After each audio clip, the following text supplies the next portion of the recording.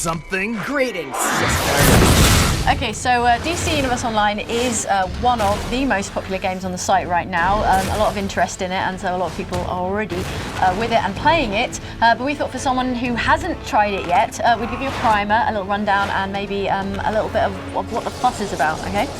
Yeah, so Jane, you've been playing it. I have been You've been superheroing it up and I've mostly been supervillaining it up. Okay. Yes, exactly.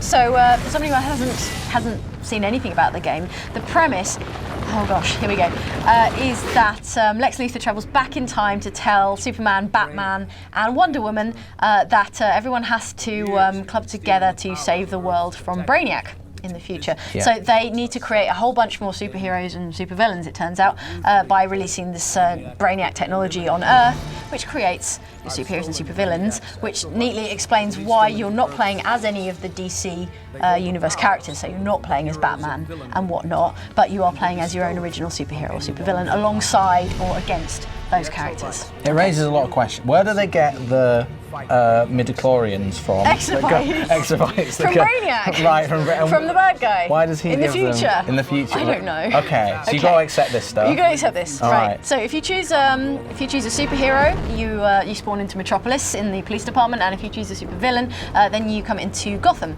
in a nightclub in Gotham. Right. But the character creator, which is worth taking a look at, and the first thing you'll see, obviously, when you buy the game, you get your 30 days free, and it's pretty deep. So you choose your superhero, supervillain. So that's your morality, and then like obviously your gender and your build and your personality, and your costume is completely customizable down to like individual colors, and similarly like the emblem on your outfit. Also your weapons and your powers style, like your group of powers, so like fire or ice or mental or nature and all of that.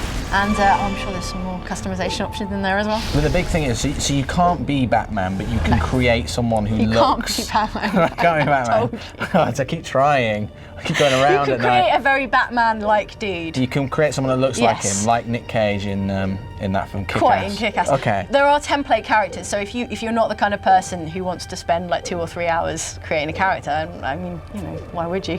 Then you can choose template characters which look uncannily like, you know, the familiar characters. So you can look a little bit like Superman if you want. Yeah. I'm not the sort of person that want to spend an hour doing my character, but I am the sort of person that would want to put a giant profanity on my chest. Is that going to happen? No. There's a preset group of emblems, so like letters and you know, like chess pieces, and you know, nice, safe, family-friendly emblems. So moving on from my giant phallic obsession across my chest, what else can you do? You can create powers. What groups of powers can you have? Can you be like? Well, that comes into the leveling. So you choose your group of powers. So say fire. For my superhero, and then once you start leveling up and you start sinking points into the talent trees, and you get new abilities like related to fire, for example, and also related to your kind of combat, so your weapons group, right? Got it. Okay. Oh, and then there's also personality, which is just a cosmetic option, and it determines what kind of animations you do, like in emotes. So, like your dance animation can be like silly or like flirty or whatever. You dance really seriously. It's really serious dancing. Right. I think that is an option, but for the life of me, I'm not sure what that means. So and flirty dance as well. Flirty dancing. Right. I'll capture some of that. We can have it on video. Okay. All right. Stuff. And so, what about the cities themselves? Because I mean, this is the real attraction. You know, getting to fly around Metropolis. And, you know, can you hold down a job, and you know, what do you do in Metropolis? It's not like a life sim, so you can actually have a job like a secret identity or anything like that. That would be cool. No, the environments at Metropolis and Gotham obviously completely different. Like Gotham is really gloomy and kind of gothy, obviously, and Metropolis always pretty dark. And you got the bat signal in the sky, which is excellent, and you can go check out like Arkham Asylum.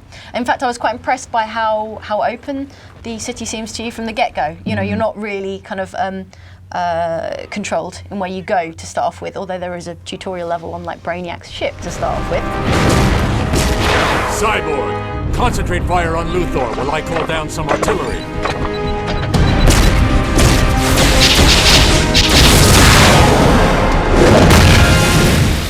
Deathstroke.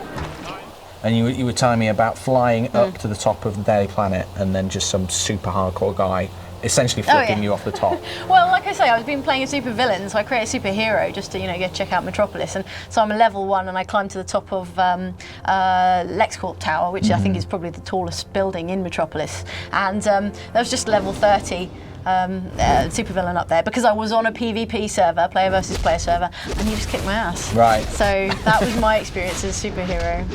I'm a bit bullied. Yeah. Superhero. Oh, that's a bad instance. Yeah. But I'm sure it's good just flying around these cities and kind of seeing what's going on. Can you kind of just get involved fighting random crime? Or? Yeah, the environments are really impressive, I found. And you do have quests, obviously. It's an MMO, so you've got quest-based things. They've talked a lot about taking the grind out of the game. And I mean, I have leveled quite fast, but I don't know if you can completely remove the grind from an MMO.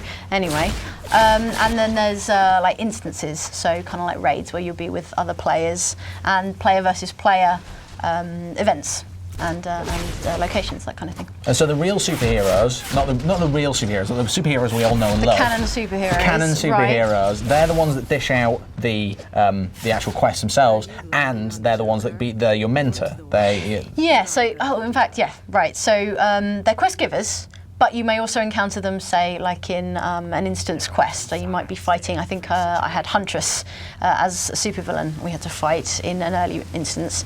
And they are your mentor characters as well. That's probably one of the more interesting options in your character creation, is that you choose a superhero, supervillain, to be your kind of guide and mentor character, and they'll communicate with you in the game. So like Superman if you're a superhero, or say the Joker if you're a supervillain. Right, okay. So it sounds like it's pretty good fun. I mean, as someone who's not massively into the MMO scene, is it, it's got a subscription model, you buy the game, it's pretty much the same on PlayStation 3 and PC, but it is going to take you a subscription to keep going with this thing. Yeah, so it's 30 days up front for free and then £10 a month after that. Between the versions, I've been playing the PS3 one mostly, and the controls do feel good. It feels like an experience that's well tailored for a console experience, if you know what I mean. The combat is like this kind of 2-button combos focused thing, and then your special abilities on top of that. So it's quite frantic, I suppose, at times, in a way that your PC-based MMOs traditionally aren't. Right. So yeah. So it's out now. PlayStation 3, PC. The two are not cross-compatible. No, so you only play with PS3. Yeah, if you want to play with your friends, get the same format. PC. But you've been playing on PlayStation 3. Your natural erring seems to be towards supervillain, which is worrying. Yeah. Well, if you could be any superhero, you're more of a supervillain. You'd be more of a Lex Luthor type. I think Gotham's a little cooler as well, actually, to be honest with you. Fair enough. The Falcones are gonna bust my kneecaps if you take this. And my kid won't get his operation. So you've been enjoying it, Lee? Yes. Worth a look. Worth a £10 a month subscription? I don't know, we'll see. I haven't been on it for a month yet. So. All right. Bring him to me.